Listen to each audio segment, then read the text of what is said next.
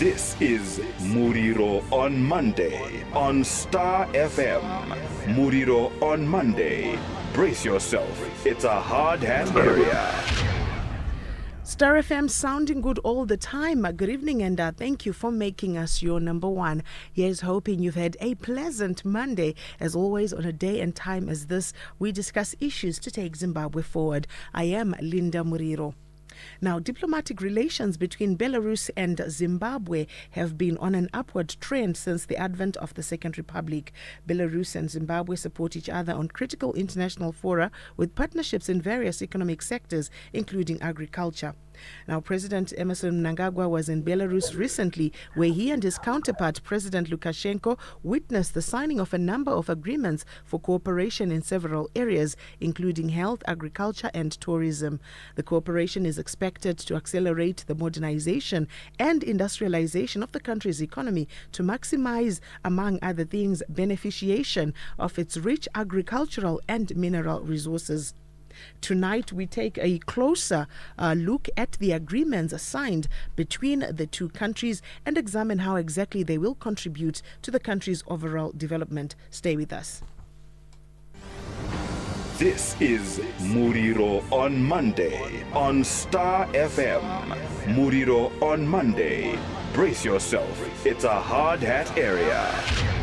And for my discussion tonight, I'm joined on the line by the Zimbabwe National Chamber of Commerce, ZNCC Chief Executive Officer, Mr. Christopher Mugaga. Mr. Mugaga, good evening, and thank you for joining us.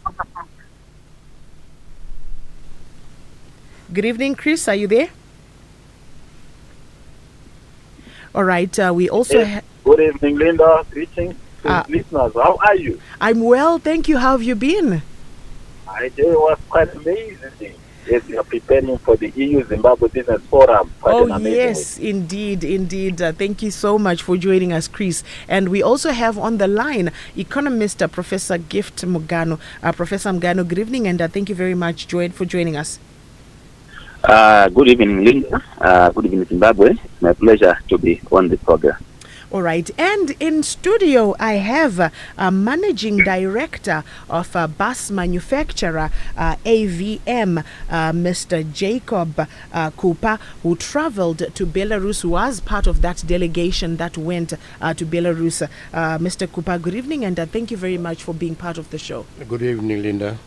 And as always, we value the contributions of our listeners, so do take part in this discussion via the platforms, our WhatsApp platform 0772162651. I will open the phone lines after the news at 7 o'clock, 0714-414-413. And I will start with Mr. Kupa in studio, the managing director of bus manufacturer AVM, who was part of the delegation that went to Belarus. Can you just give us a summary of what transpired in Belarus, Mr. Kupa? Thank you very much, Linda. I want to, first of all, to thank the President for making me part of his delegation. I really appreciated that, because this was my first time, and it was an eye-opener. And my visit really was to do mainly with bus manufacturing, as well as the automotive industry in general. And what deals or partnerships did you manage to strike on behalf of AVM and for that sector in particular? We managed to strike a deal on bus manufacture with Mars. Mars is I would want to say the biggest bus manufacturer, if not in the world, because they've got about 170 hectares of land under bus manufacturing in Minsk, the capital city of Belarus. And for the benefit of our listeners, some of the agreements that were signed include a Memorandum of Understanding on Cooperation in the Field of Tourism, an MOU on Cooperation in the Sphere of Micro, Small and Medium Enterprises Development, an Intergovernmental Agreement on Visa Exemption for holders of diplomatic and service passports. Number 4, a roadmap of strategic cooperation and partnership between the two countries for 2026 to the year 2030. Number 5, a memorandum of understanding on cooperation in the field of prevention, management, and elimination of natural disasters and technological hazards. Number 6, a memorandum on cooperation in the field of information and press. A memorandum of understanding on strengthening of partnership in waste management and water treatment.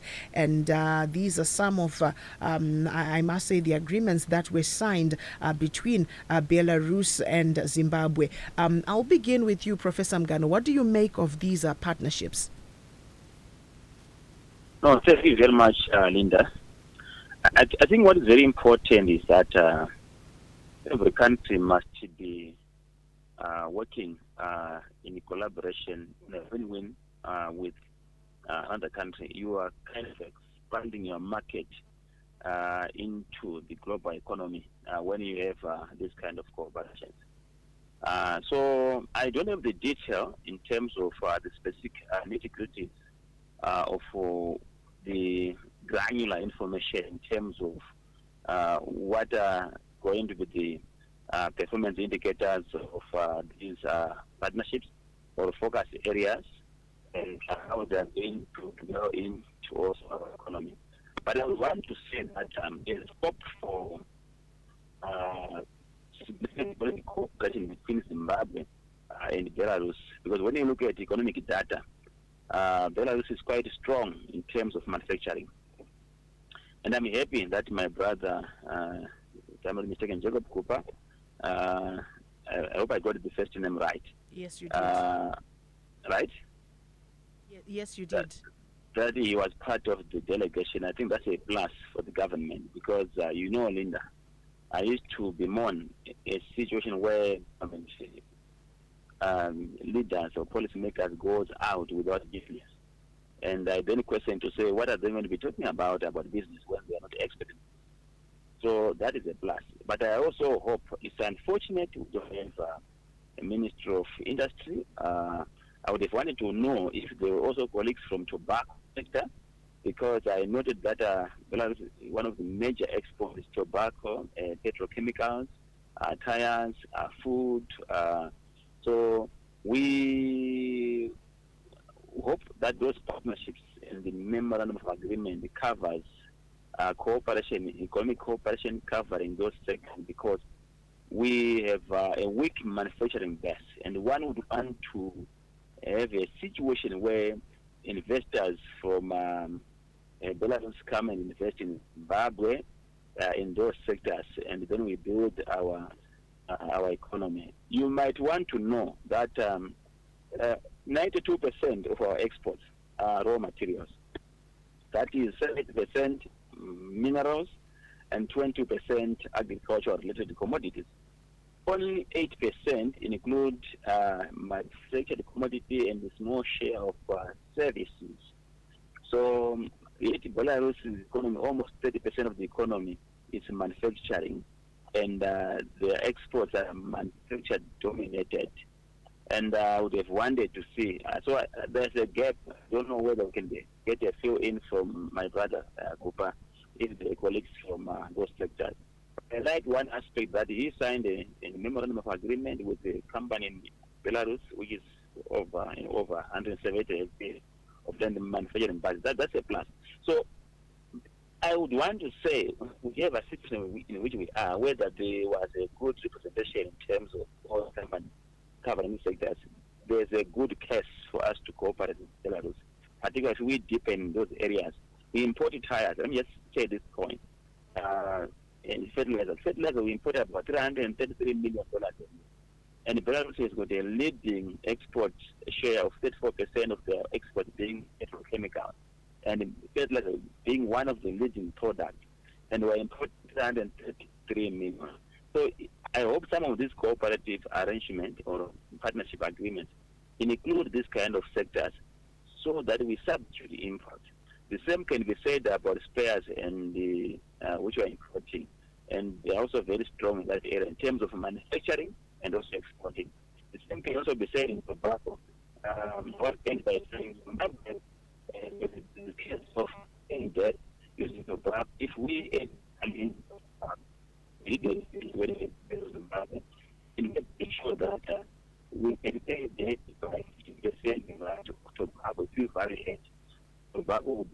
for energy, if it is value added. So Belarus is very good in exporting tobacco, processing tobacco again. So those are kind of opportunities which you can hit, and I'm sure this can be strengthened as they go into 2026 to 2030, as you said. Over to you, Linda. All right. Thank you very much, Prof. And coming to you, Chris, what do you make of these MOUs that were signed? An MOU on cooperation in the field of prevention, management, and elimination of natural disasters, an MOU in the field of tourism, in the sphere of micro, small, and medium enterprises development, and that outline that I gave. What do you make of this? As the Zimbabwe National Chamber of Commerce, are you happy with the scope of the agreements? Thank you, Linda. I guess I'm very audible. Yes, you are. Fantastic. Let me also greet my brother, Professor Mugano, and Dr. Kupa from AVM. Thank you very much. If you look, Linda, at the background of the relations between Minsk and Harare, it certainly didn't start today, but it took a very positive turn around 2017.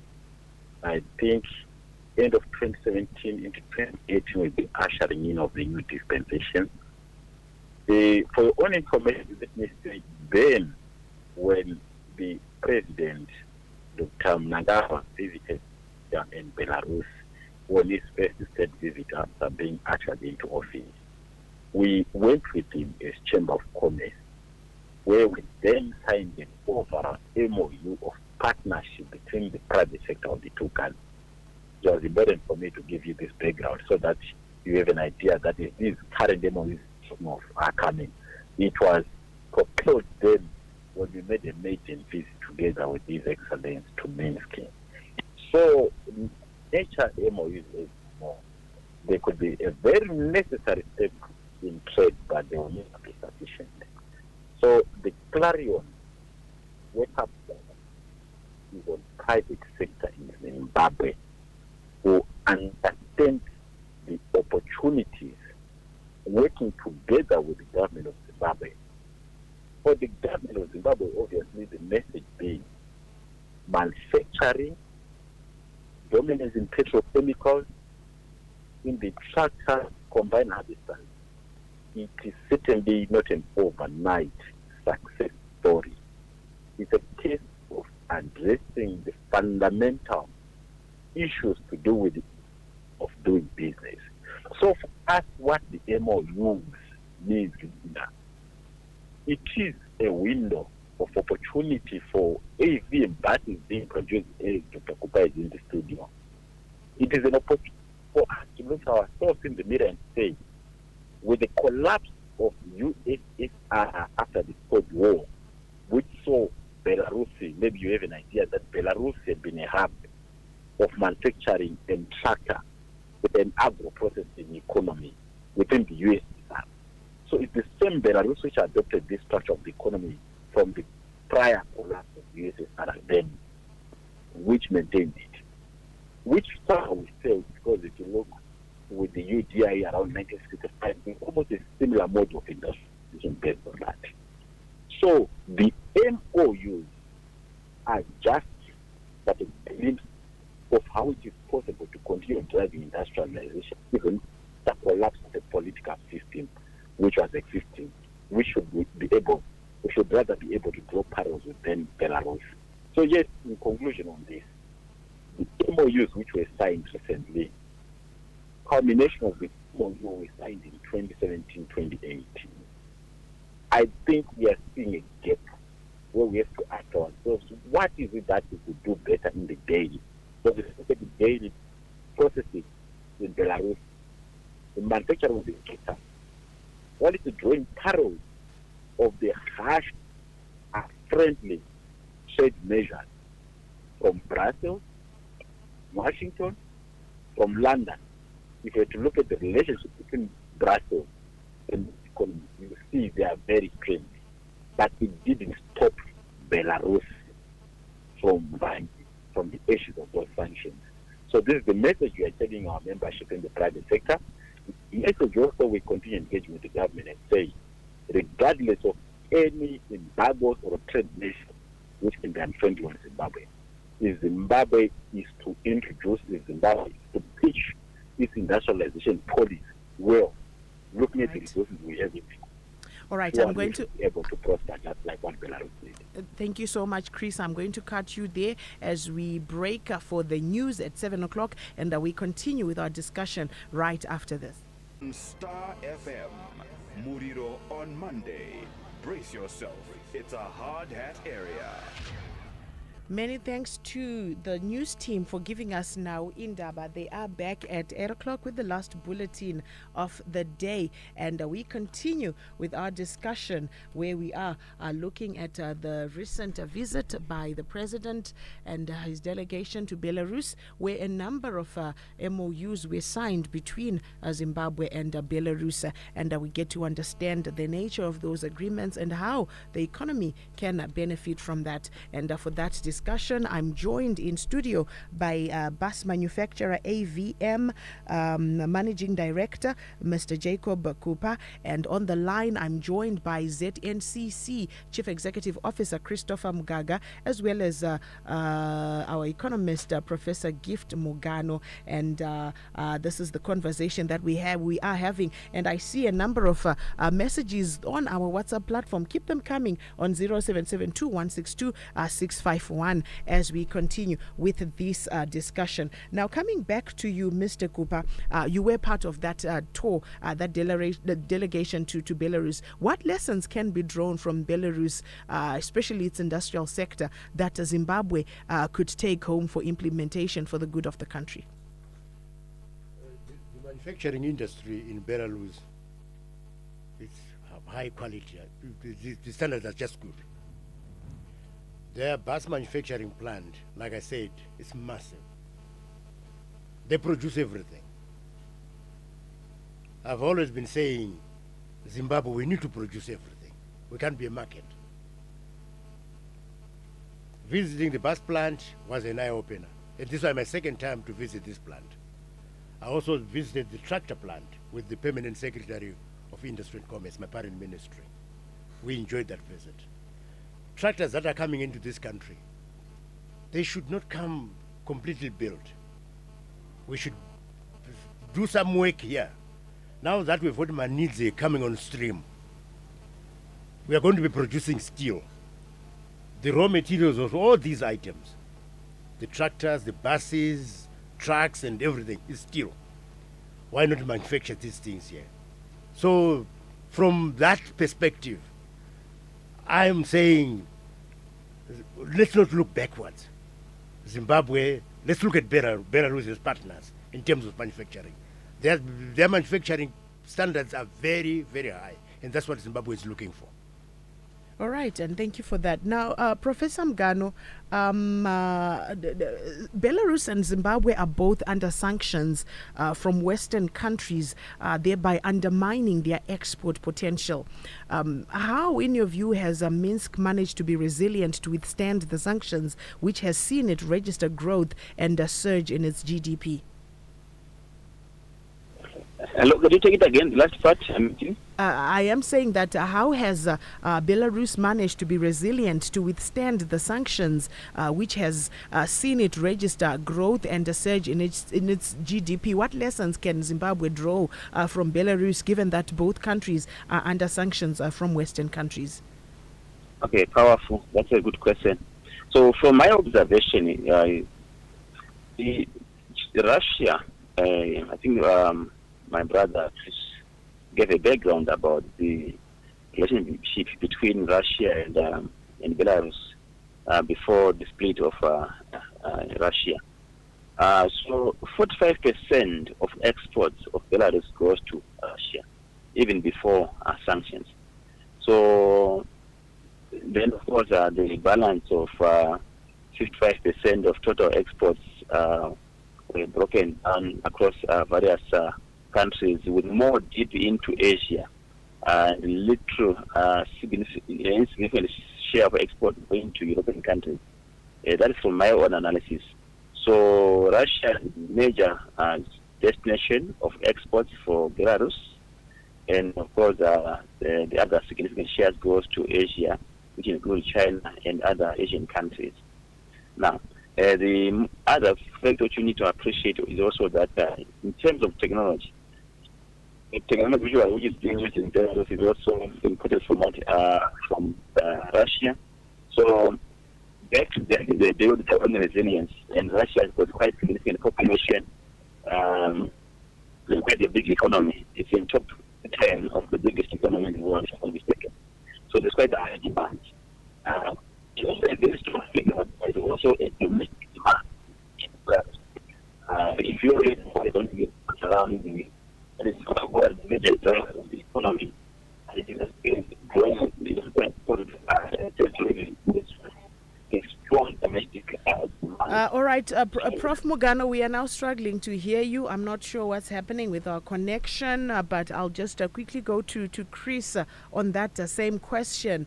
You gave us that background earlier on, Chris, and like what Professor Mugano alluded to, what lessons can Zimbabwe learn from Belarus, as both countries are under Western imposed sanctions? And also, building on that, Chris, some critics have said that it might not be prudent to anchor our economy with Belarus, given the fact that its economic growth has slowed down in recent times because of what is going on between Russia and Ukraine. Given the background that Professor Mugano gave us, what is your message with regards to that observation or perception, as you also give us the lessons that Zimbabwe can learn from Belarus, which has continued to thrive despite Western imposed sanctions? Yeah, well, the lessons are quite very powerful and for the doesn't matter that the chief most of which seems to be never empty, the disrupted the supply chain within the region. Zimbabwe is every reason to watch out for such economies like Belarus. What is happening here? One country at the days when you see economic model, it's strictly prescribed by your IMF thing without looking at the model. So you have to allow this because the structure of Belarus economy. When you try to look at the relationship between Prime Minister Lukashenko in Washington, right? The whole case is human beings. It can certainly teach you that for economy to grow, economies to develop, the inward looking approach, we should then find the value chain in the world is not matter. I think for some time, we always in terms of leaders, with the best parliamentarians, good thinkers. So it's something that we continue harassing us, and we could fail in our approach. You look at Burkina Faso today, Niger, look at the strides being made between that inside western part of Africa. You appreciate that it's not going to be resources, not going to be of manufacturing, of nationalization. So I think the biggest lesson in life is not continue getting our head on the sense and because of migration of the West, the current development. And I don't say told the story. Russia, one thing I give you, even the concentration is in their export. That's where there is no concentration risk. Look at Zimbabwe, the export plastic. They want to make it from that. You will see that South Africa produces only almost the whole half chance of export safety. Look at China's relationship with Africa. Almost 300 billion went of goods exported into Africa from China. But what is idea about it? Of the 300 billion, almost 70% of that export basket, the relationship between China and Africa is predominantly. And biggest exporters from Africa to China. You look at them, you look at one instead of just why they are on top because of their influences. So I think for us, the issue is not about the geopolitics, but geopolitics is the issue in the collective. Right. Let's say right now the American said, so once I not analyzing many the arguments because of the kind of Russia in Ukraine, they are also playing sanctions. The world will become more aggressive. And at the same time, the economy will continue their players looking approach. Look at China, look at India, look at the US model of industrialization. The total part of it is the export line. And they're managed to do it. Zimbabwe will come to China and finally look at the test because of today. Almost 44% of export coming from bonds. That's the part of the economy we need to deal with. And that economy can only be dealt with if we know how to find proper trade agreements. But most of the trade agreements is fine. If either the candidate has not much involved, then what you should do. All right. Thank you. Which is the lesson for the MOU party. Outside the MOU, there's a 5% strong interaction on what your expectations are. And that is very grand industrialization. We can talk about them. All right. Thank you for that, Chris, for shedding clarity on that. And the messages are coming through on 0772162651. And I see some calls already trying to come through. But before I take calls, I'm just going to ask Mr. Kupa here in studio. There was a question on WhatsApp where the partnership between AVM and the Minsk automobile plant in Belarus to assemble at least 50 buses locally utilizing steel from Dinson Iron and a steel company. Shed more details on that deal, Mr. Kupa. Well, as a starting off point, we have arranged with Mars for an order for 300 buses or 300 kits. We're not ordering buses, or we're ordering bus kits.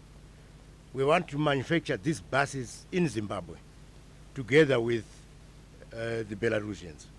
It's not importing a bus. We want to create employment for our local people here. So the buses are going to be manufactured in Zimbabwe. And just this afternoon, I had a meeting with Dinson Iron Steel.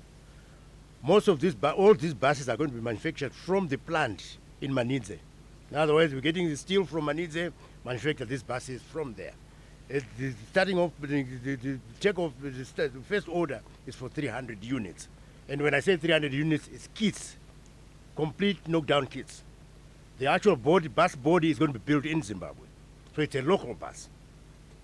All right. And how does the engagement with this engagement with the Belarus, Mr. Kupa, open new export markets or supply chain opportunities for AVM? And what challenges do you anticipate in scaling these initiatives? All right. We have agreed with the Belarusians that this joint or this cooperation does not cover Zimbabwe alone. It covers the region as a starting point, and it also covers the continent.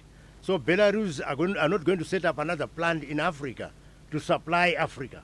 It's all going to be done from Zimbabwe. So we are excited about that. All right. And Professor Mugano, part of the delegation also included officials from the Mutapa Investment Fund, MIF. Belarus does not have a formal sovereign wealth fund, but operates the state budget fund of national development managed by the government. How, in your view, does MIF seek to benefit from that economic model? How can it benefit from such an economic model? So I'm saying that part of the delegation that went to Belarus included officials from the Mutapa Investment Fund. When we look at Belarus, it does not have a formal sovereign wealth fund, but operates the state budget fund of national development, which is managed by its government. How can the Mutapa Investment Fund locally benefit from such an economic model as that of Belarus? Okay. So basically, the equivalent of that investment fund in the July, they also was the Native Fund, where they built national reserves that was made for the government budget. It is the other way around. What should happen is that under a normal circumstance, without privatization fund, you must have access to reserves, okay, which then support Ministry of Finance of Zimbabwe in circumstances where it run out of money and it wants a private support. So it's really good to of them if you can get the money from access reserves from financing fund. So when they go to balance in my view, and especially in a system where Belarus is over to normal budget, which can run a surplus of deficit, there was no making in my view. There's nothing to learn. But I know that in July, they have a similar model, which we have and that financing fund, where the assets are weighted and they can actually pay profits and dividends, which can benefit the government support function or to save for the future. So I want to hear also from every national country what you did very much from others, but there's nothing to compare, like comparing airports and other. Thank you very much for that, Prof. Mugano. And before I see the call, the phone lines are buzzing. Chris, coming back to you, we have seen government pushing private sector-led growth.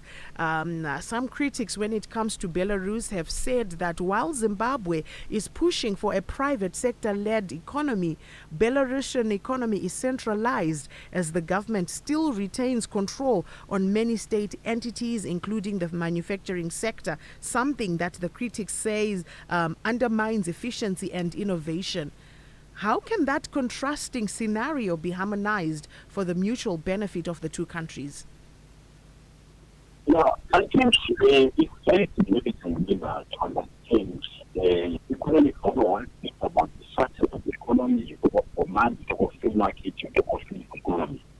But the believers that different structures of the economy can deliver the same result depending on the circumstances. So if you look at the geopolitics of Asia, in particular that zone, the student, especially because the US are collapsing.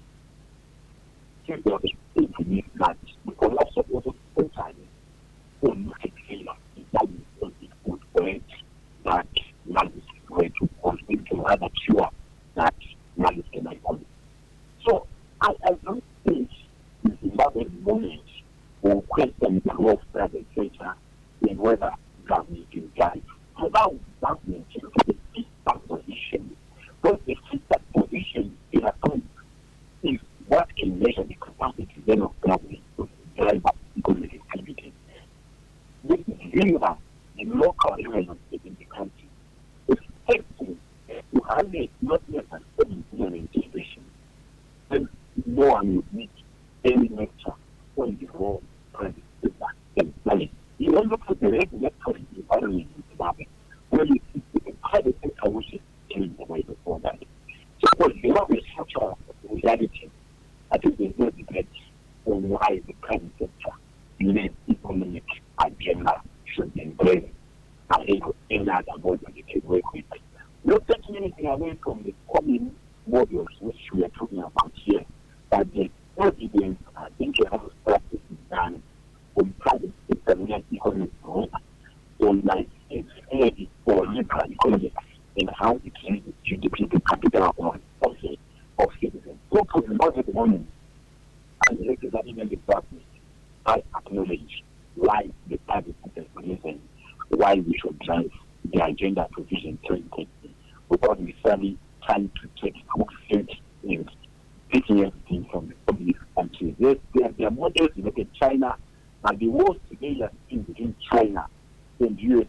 If you analyze what is triggering them, it's not only that China is producing, but China has been managing to manufacture with a big subsidy from the government of China with a clear agenda to dominate the world economy. And Zimbabwe might not need a bigger government which will play that role.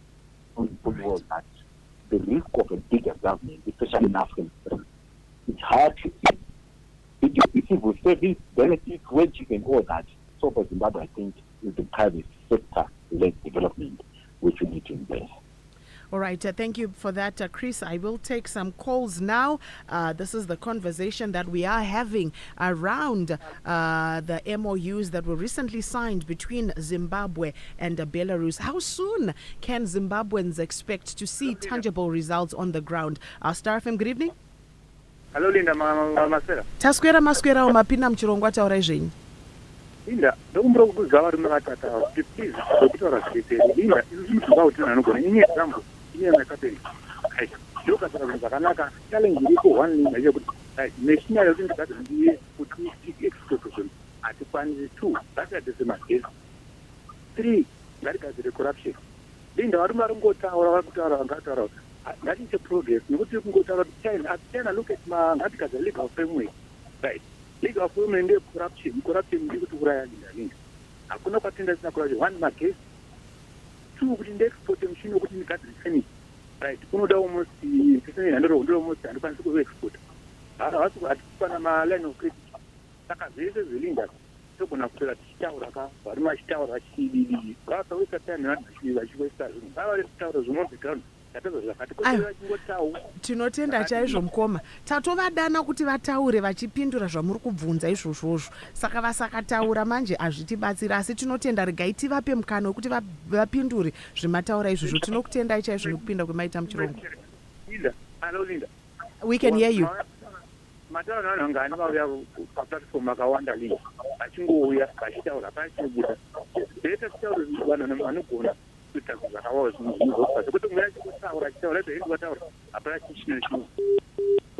aiwa tinotenda chaizvo nepfungwa idzodzo. Regai ndidzosere kune vedare. I'm sure you've heard the concerns that have come through from that caller, Prof Mugano and Chris. I would like to pose this question to all three of you, including Mr. Kupa, the managing director of AVM, bus manufacturer who traveled to Belarus. Hanzi muri kungotaura muchingotaura pana zvinobatika, hakuna magetsi, corruption haisati yagadzikwa. Zvinotibatsireiko nyaya idzi? I would like all three of you to quickly respond before I take more callers. Starting with you, Chris.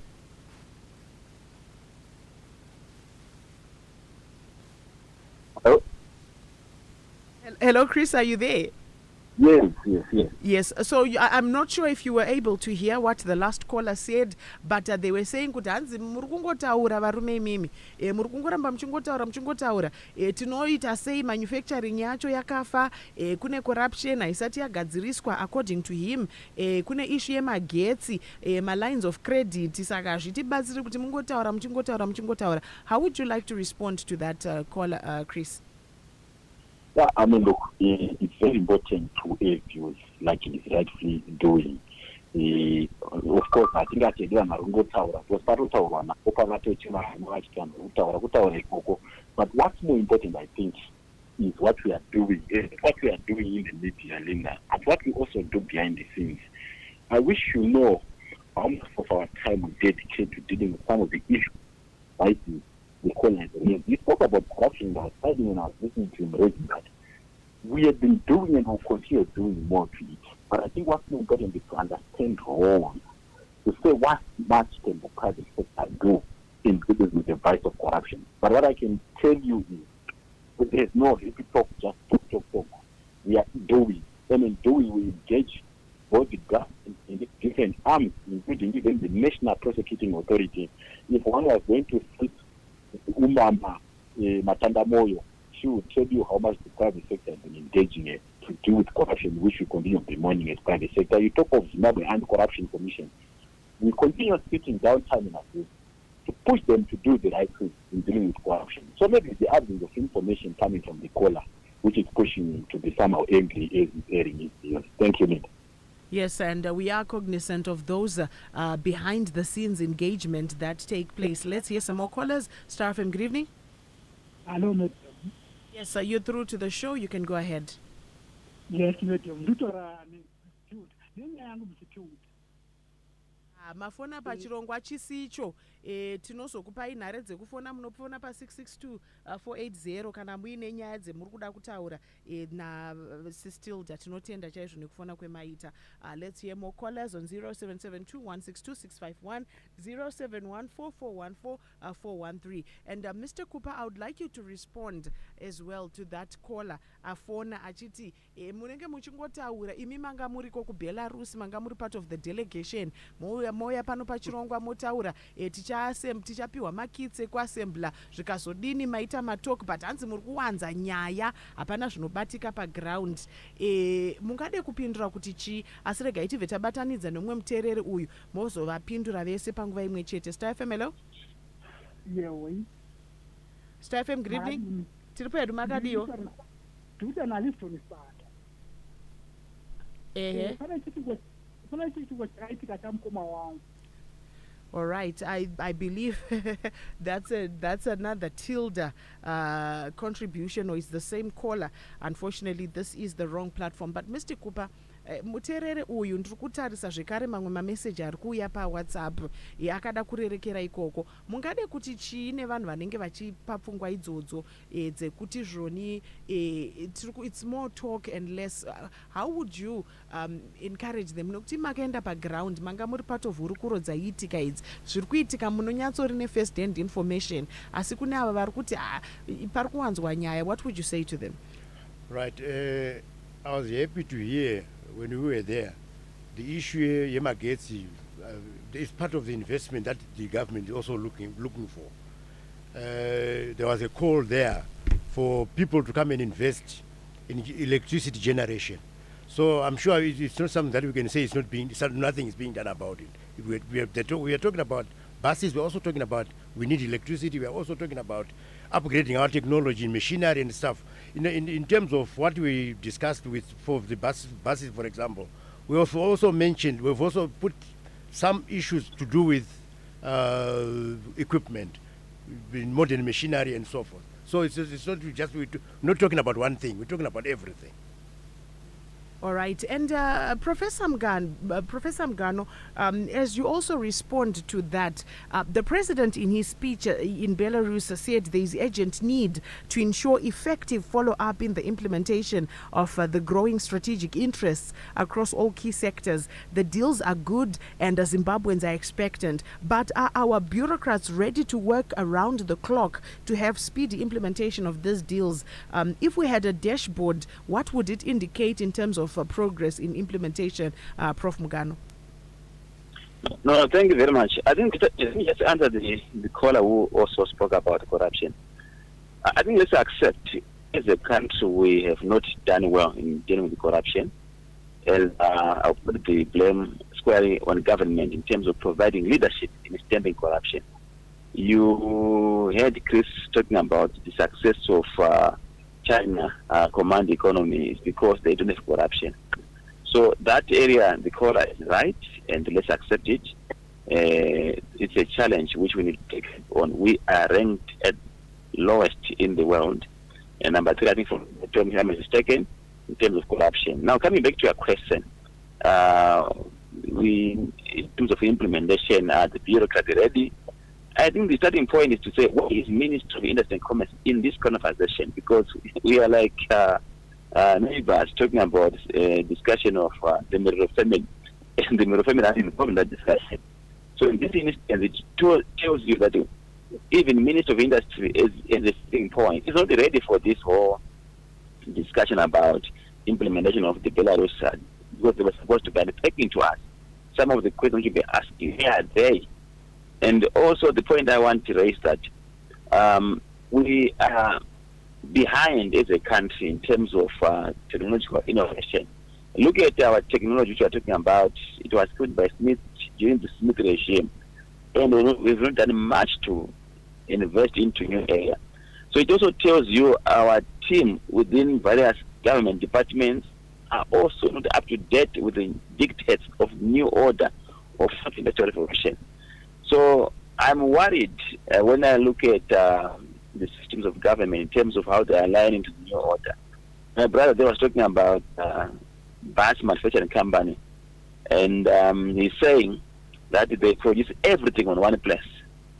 The question is, do we have that in the industrial policy? The midterm, what do they call it, Zimbabwe Industrial Reconstruction and Growth Plan, which is 2 years, which speaks to motor vehicle and automobile industry, which must have a 360 degree in terms of manufacturing. There's nothing in there, that industrial policy, which can address that. So you look at our policies, they are not ready. In actual sense, we need to have an overhaul of these policies.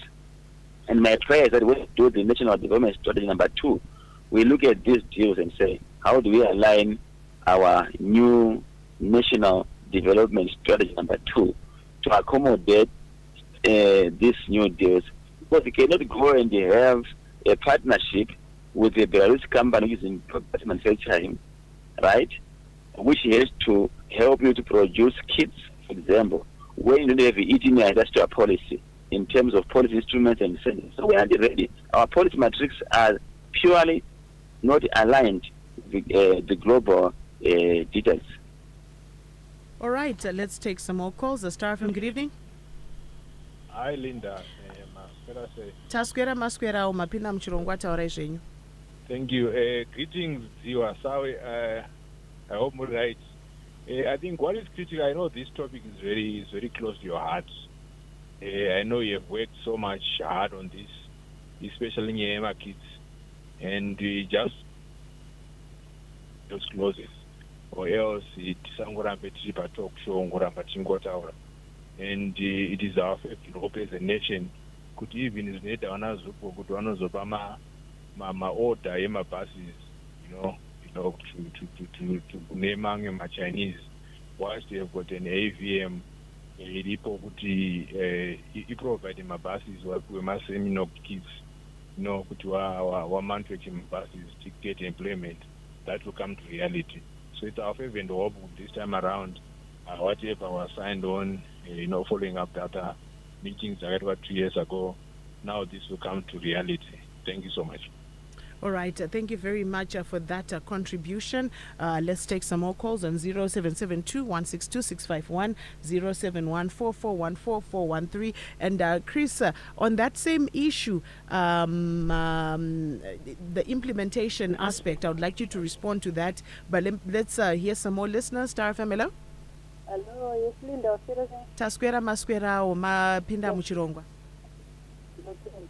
Patinongoda kuti chiitwe ndechekuti vachawanze field tinoda practical kuti tizvione zvinhu zvichiitika tasekuona pakaita marofa nenyika ende ngavasatambise mari yakawanda vachingoenda vari magrupu iko vanhu vachitambura muno muzimbabwe toda zvinhu zvinooneka datoni. Aiwa, tinotenda chaizvo necontribution iyoyo. Regai tinzwe umwe muteereri. Star FM, hello? All right, so it's a 0772-162-651, 0714414413. And yeah, so this is the conversation. The last caller there, hanzi tiri kungoda zvinobatika. And I think at the end of the day, this is what Zimbabweans want to see, tangible results that will drive Zimbabwe and take Zimbabwe to the promised land, which is Vision 2030, becoming an upper middle income economy by the year 2030. Star FM, good evening. Hello, Maswera Linda. Taskwera maskwera umapinda muchirongwa taurai zvenyu. Inotenda ndokumbirawo kuti vari kutaura pachirongwa pedu ava zvavari kutaura zvive zvinhu zvinobatika nekuti tanzwa nekunge vachikuva paredhiyo ipapa vachingotaura kuti tazosaina madhiri akati tasaina madhiri akati but tozora kuti mamadhiri acho vari kungosaina anozopedzisa asina benefit kuri kuzimbabwe. Anongova mabenefit anozongota benefit iwo few individuals vari kutaura nezvazvo nyika ichingoramba ichingotambura but with a lot of resources avanonotreda kuona naBelarus ikoko nyika ichitambura. Why can't they just fail kana 20 pages egold zokugadzira zveparinyati wavo sauti kuramba chingodependana naBelarus kupa zvinhu zvakakosakara zvoga zvimahelicopters zvemasecond hand zvimatipa zvemasecond hand tikwanisa kutenga zvinhu zviri nemari yakira with a lot of minerals muno but haminoti zvobva famosei aiwa tinotenda chaizvo nepfungwa dzenyu. Regai timbonzwa vakupa vari munomo.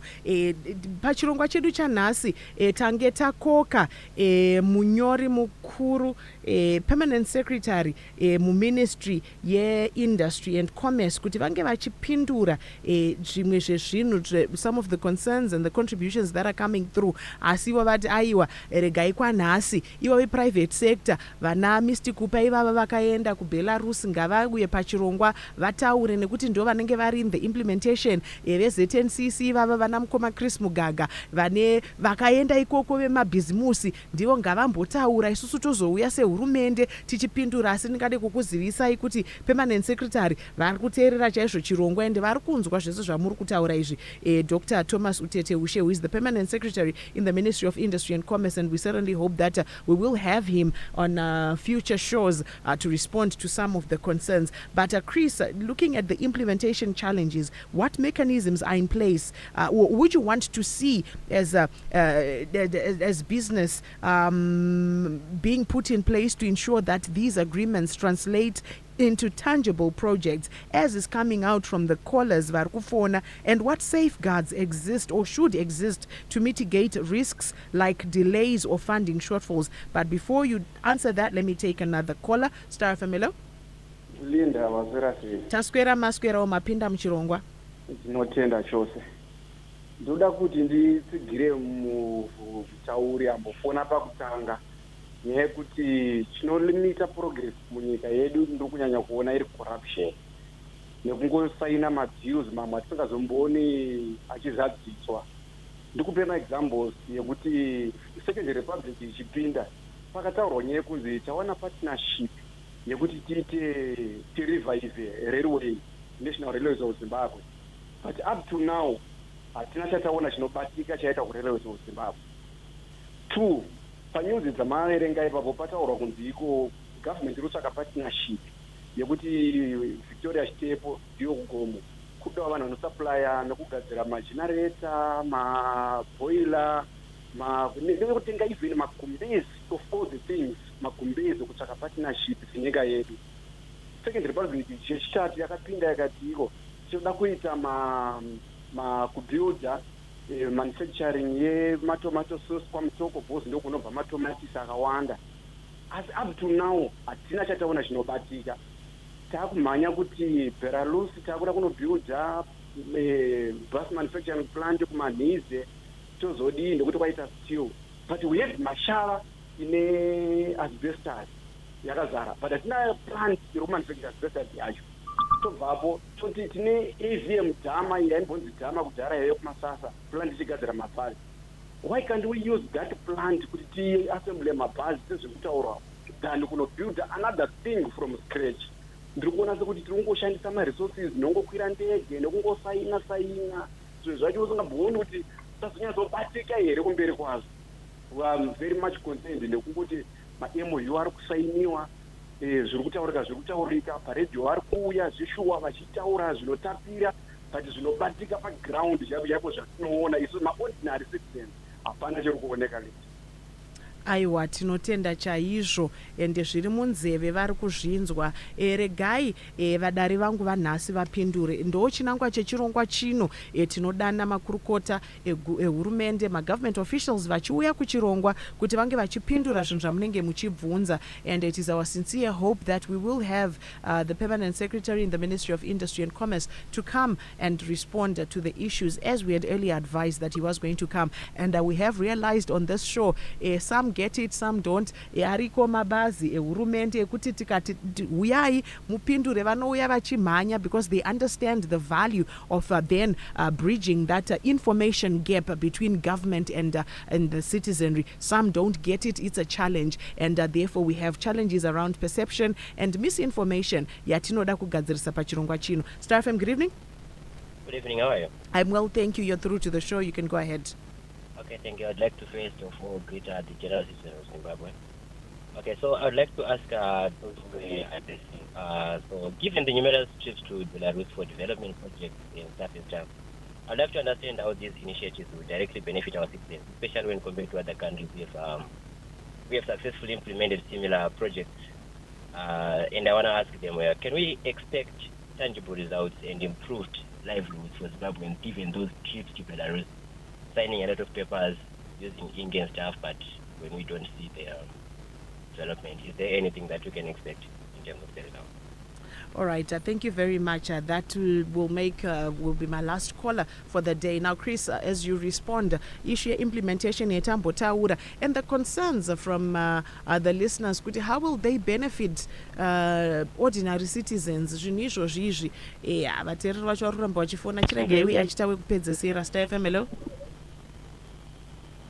Star FM, good evening. Yes, you're through to Star FM. Yes, Linda. Yes. Thank you for the program. But ndechekuti project yeBelarus mabhazi akauya achinzi ari kuenda kuZubco. Why is it that haasi kuiswa kana pendi yeZubco, haasi kuiswa kana ari kufamba asina kana maplates? How do we know actually kuti zvinhu izvi ndezveZubco kana kuti ndezveindividual? Nanhasi zvikotinetswa since akauya almost 5 years up to now haana manumber plate, haatombozikanwi kuti ndezveZubco here, haana kupendwa brand reZubco. Up to now tinongori wati ndezveindividual here zvinhu zvikurana izvi kana kuti ndezveparastate yesu. Thank you. All right, thank you very much. That will be my last caller.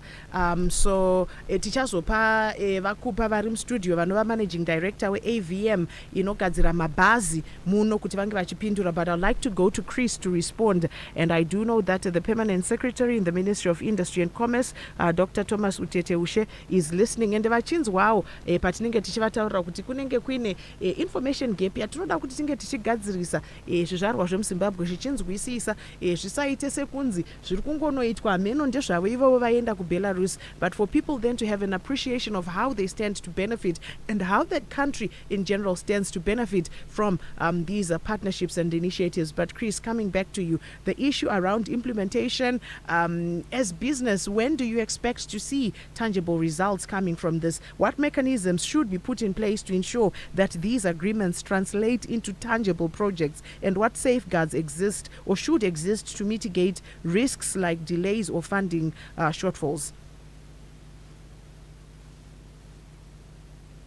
Yes, Linda. Yes, as we end the show, I would just like you to respond to the concerns that have come through from the listeners varikufona who are talking about the implementation execution that on paper or zvichitaurika kudai it sounds plausible, but implementation issues, what mechanisms should be put in place to ensure that the agreements atambotaura iwayo about 7 or 8 translate into tangible projects, and what safeguards should exist to mitigate risks like delays or funding shortfalls? And also your response to vari kungoti tinongoona vachingokwira ndege but zvinobatika zvacho hatisi kuzviona. Ndichazopa mistikupa mukana wekuti vapindure nyaya yemabhazi yambotaurwa nevamwe vateereri. But as business, the implementation part of it, what are your expectations and what mechanisms should be put in place? Thank you, Linda. Thank you so much. I think what's most significant is to understand when we are in a tripartite relationship, the government, the business, and the labor. If you were to listen to the workers right now, obviously they will also be crying out. It's not expectations within the tripartite. But let me hasten to say on implementation, I have to acknowledge and accept what is coming from the listeners that we have been falling short as a nation. Right now, as we are progressing to NDS 2 from NDS 1, if we were to ask to say what is the level of interaction, the robustness of debate on how far we fared in NDS 1, I believe you will see there's almost a kwashiorkor of analysis of how far we've gone. Then you look at the results-based management system in terms of performance evaluation in government.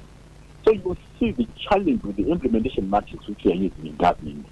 It's a case of ticking the boxes instead of seeing the movement of the needle regarding growth, regarding youth, regarding output, regarding job creation. So that's a part of the implementation which we agree also with private sector that we need a more robust, relevant implementation culture which takes into our context of moving the country into the upper income economy, as we say. However, I think you heard from most listeners talking about corruption. corruption is a drain to a vision of a nation. Corruption is a drain to the future. Corruption is robber to employment for the future generation. And corruption has been an issue, Linda. It's a cancer issue. We need concerted effort from all citizens, but obviously starting with the state, given that the whole legal framework and bigger power rests with the state. It is an issue which we are worried with also in private sector. But I don't think it's just the dirty talk which we are having. I wish maybe it's the communication model we do engage.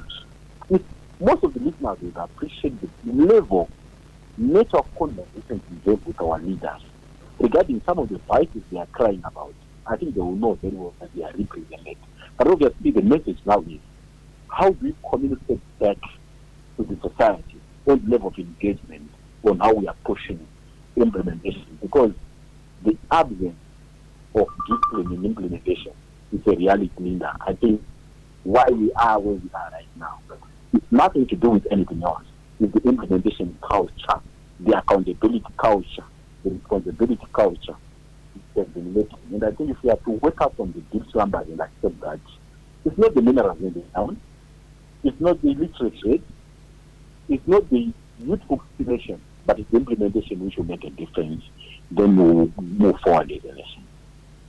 Thank you so much, Chris. And coming to Mr. Kupa, your parting shots, and as you respond to the numerous callers that came through who are clamoring for wanting to see tangible results on the ground, how would you respond to that? And what, as far as implementation of the deals or the agreements have been signed, what can we expect moving forward? Implementation. Imi makamirira AVM yakaenda inogadzira mabhazi mataura nyaya yemakits emabhazi 300 atiri kutarisira and meetings emaita, but pa implementation execution yekuti zvibatike vateereri vari kutaura kuti we want it to benefit the ordinary citizens nezvimwe zvekumashure zvavakamboona kana kuti zvavakambonzwa asi vasakazoona, mungade kupindira kuti chii? Ndoda kuti nditi nini my AVM nema needs, and I want to explain that relationship first. Hatisoda kutakura simbi kubva nadzo kumanhizi kuya nadzo kuharare, tonodimbura titoda kuzviitira ipapo. It's more economical transporting steel all the way to Harare, then modimbura 4-5 meters, put them off and stuff, you want to take them back to Manidze. We are going to do that on site. The fabrication, the manufacture of sub-components are going to be on site, to be done on site, but the assembly of the buses will be done in Harare, and we are actually envisaging setting up another assembly plant in Bulawayo, so that there is that employment creation in 3 workstations: Harare, Manidze, and Bulawayo, something like that. This is what we are looking at as AVM. And on the Belarus buses to Zupco, I can tell you there is no bus from Belarus that is Data to Zupco, not yet. My bus is Zupco, they are either from China or from elsewhere, not from Belarus. So that information, Belarus buses at Zupco is not correct. Right? All right. Then I want to, Linda, I wanted to say, why Belarus buses? I'm sure that's important to our listeners as well. Why Belarus and buses? The engine, your Belarus bus, is Euro 2 or Euro 3, which means less maggots, less electrics, but those engines. And they are good for our terrains. My roads are dust roads. My engine machines are Euro 5, Euro 6, some are even Euro 7, somewhere there. And then just read my engine, I don't know. So it's true that this Euro 2, Euro 3, and guess what? This is a Mercedes-Benz engine. And one of the say Mercedes-Benz is the best engine, the strongest engine in the world. Why not buy the best in the beginning? For our transport, Zupco and all those people, let's buy strong engines from day one. That's our approach. That's what we're looking at. Then in terms of implementation, like I said, we are now in the process of getting the 300 kits into the country. Then we start moving. And that should be done before the end of this year. All right, thank you very much. And Prof. Mugano, your parting shorts as you respond to the concerns and the callers that came through via the phone lines. No, thank you very much. I think it was a very good discussion, but the long and short is that the best way of simplifying those which has been signed to show the impact to the population is to have them having impact on the people through job creation, through improving the livelihoods, through exports, through taking out the young people from the streets and from the drugs. So the change which needs to be understood by policymakers is that people are now impatient. They've been waiting for results. We have had these deals from mega deals of China in 2014, if you remember, and there's nothing tangible. That's the reality.